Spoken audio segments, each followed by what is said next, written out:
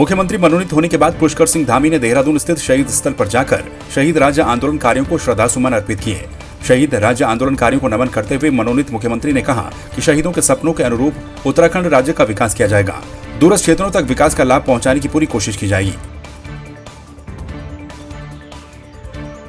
मनोनीत मुख्यमंत्री पुष्कर सिंह धामी ने पूर्व मुख्यमंत्री त्रिवेंद्र सिंह रावत से डिफेंस कॉलोनी स्थित उनके आवास पर जाकर शिष्टाचार भेंट की। इस दौरान पूर्व सीएम त्रिवेंद्र सिंह रावत ने धामी को शुभकामनाएं दी। मनोनीत मुख्यमंत्री पुष्कर सिंह धामी ने कार्यवाहक मुख्यमंत्री तीरथ सिंह रावत के भगीरथीपुरम स्थित आवास जाकर उनसे शिष्टाचार भेंट की। इस दौरान तीरथ सिंह रावत ने भी पुष्कर सिंह धामी को शुभकामनाएं दी। उत्तराखंड के मनोनीत मुख्यमंत्री पुष्कर सिंह धामी ने उत्तराखंड के पूर्व मुख्यमंत्री और पार्टी के वरिष्ठ नेता भुवन चंद्र खंडूड़ी से उनके आवास पर जाकर मुलाकात की। पुष्कर सिंह धामी ने कहा कि वो खंडूड़ी का आशीर्वाद लेने उनके आवास पर आए हैं। काशीपुर सीओ ने नशे के खिलाफ अभियान में स्मैक के सबसे बड़े कारोबार के नेटवर्क को ब्रेक करने के साथ ही डोडा और अफीम के कारोबारियों पर भी सख्त कार्रवाई की है, जिसके बाद से नशे के कारोबारियों में हड़कंप मचा हुआ है।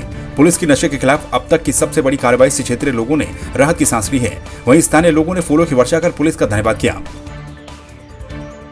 इतनी मैपिंग हमने इंट्रोगेशन से जितने काशीपुर के लोगों की थी, उसमें से देखा गया जब हमने अभियान शुरू करके कार्रवाई करना शुरू की, बहुत सारे लोग जो यहाँ नाम बना के बैठे थे वो अब कहीं काशीपुर से बाहर, उत्तराखंड से बाहर भी भाग चुके। कहीं ना कहीं ये हमारे समाज की और पुलिस की एक अच्छी उपलब्धि है। तो ये कार्रवाई आगे भी जाती रहेगी। तो वो सब लोगों से मैं ये भी कहना चाहूँगा, आप कोशिश भी मत करिए वापस आने की। आप वापस आ गए यार ये इस बिजनेस में पड़ेंगे तो आप पे फिर से कार्रवाई होगी। स्मैक का कारोबार बहुत बढ़ चुका है।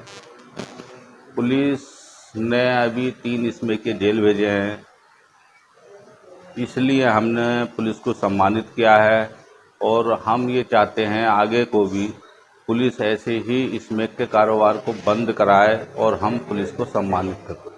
में स्मैक सर काफ़ी जो है तादाद में लगातार बिक रही थी, युवा नशे की ओर जा रहा था। पुलिस लगातार इस पर काम कर रही थी और इनके पकड़ में आया। 15-20 दिन से लगातार इन्होंने 5 से 10 केस खोले। उसको देखकर कुछ लोगों ने इनको जो है एक अच्छे कार्य को देखते हुए इनको सम्मानित किया गया।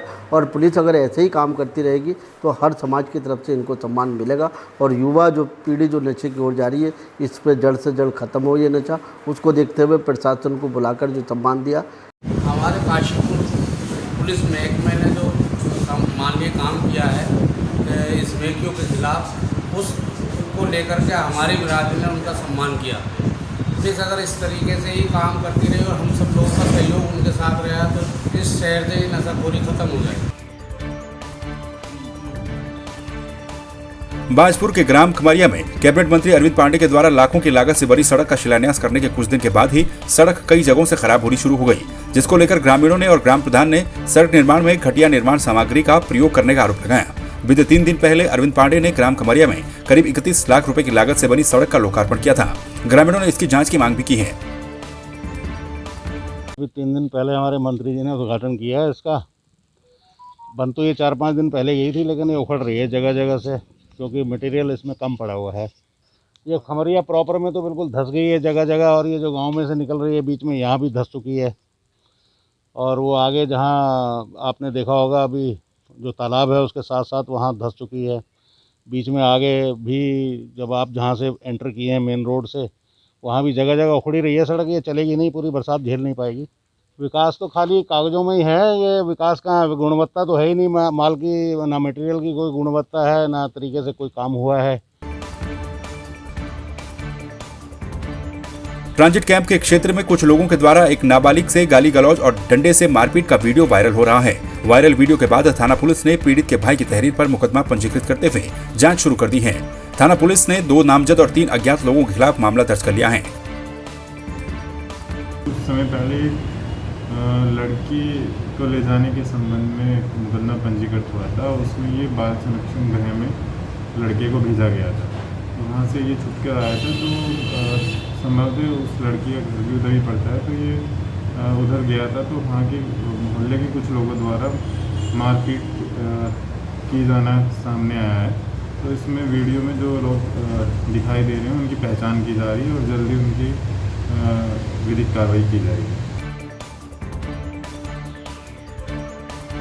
उत्तराखंड में सड़क न होने के चलते आज भी कई गांव के मरीज अस्पतालों तक पहुंचने के लिए कड़ी मशक्कत करते हैं। गैरसैंण ब्लॉक के ग्राम सभा केड़ा के पंडवा गांव का यह वीडियो सामने आया है, जहां एक महिला को दोपहर में पेट दर्द होने के बाद कुर्सी के सहारे बांधकर कंधे पर 7 किलोमीटर तक ले जाया गया, जहां से महिला को रुद्रप्रयाग के जिला अस्पताल में भर्ती करवाया गया। ग्रामीणों का कहना है कि पिछले 15 दिनों के अंदर ये 10वां मामला है जब बीमार को यूं कुर्सी पर अस्पताल तक ले जाना पड़ता है। आपको बता दें कि खेता गदेरे से केड़ा पड़ाव के लिए 7 किलोमीटर का सर्वे पूरा हो चुका है, लेकिन अभी तक सड़क का काम शुरू नहीं हो पाया। ऐसे में 100 परिवार आज भी सड़क की राह देख रहे हैं। थराली में 18 जून को आई भारी बारिश के चलते बैनोली के बस्ती तोक, सिमल सैंड और नासिर बाजार के नीचे पिंडर नदी किनारे बनी सुरक्षा दीवार क्षतिग्रस्त हो गई थी, जिसके बाद यहां के लोगों पर भूस्खलन का खतरा मंडराने लगा था। नदी का जलस्तर बढ़ने से लोग अपने घरों को छोड़कर मजबूर हो गए थे। लोगों ने पिंडर नदी के दोनों किनारों पर बाढ़ सुरक्षा के कार्य करवाए जाने की मांग की। पूर्व सीएम त्रिवेंद्र सिंह रावत ने इसकी घोषणा भी की थी।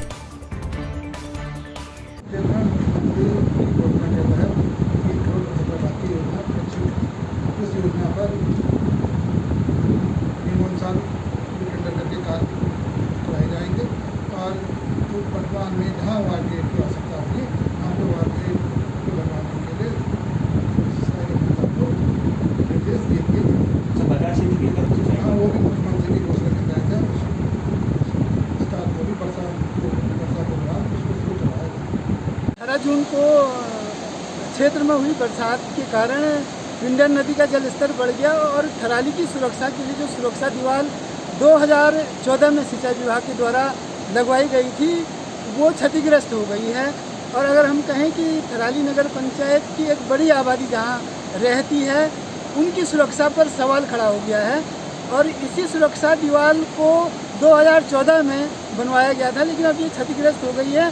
और इस सुरक्षा दीवार के क्षतिग्रस्त होने से जहां थराली बाजार, शिव मंदिर और आसपास के क्षेत्र को जल भराव का खतरा हो गया है। 2013 के बाद लगातार सरकार से वार्ता करने के बाद मौखिक रूप से पत्राचार के माध्यम से कई बार हमने पत्राचार किया कि भाई यहाँ पे सेफ्टी वॉल जो है कि नदी किनारे जो बसे हुए मकान हैं या फिर आवासीय परिवार हैं, दुकानों के नीचे सेफ्टी वॉल होनी चाहिए। हम लोगों को रात को बरसात की रातों में जाग कर रातें काटनी पड़ती हैं, दुकानें अपनी शिफ्ट करनी पड़ती हैं। जो आवासीय परिवार हैं वो रात भर टेंटों के सहारे जो है कि अपना जीवन बसर करते हैं रात को।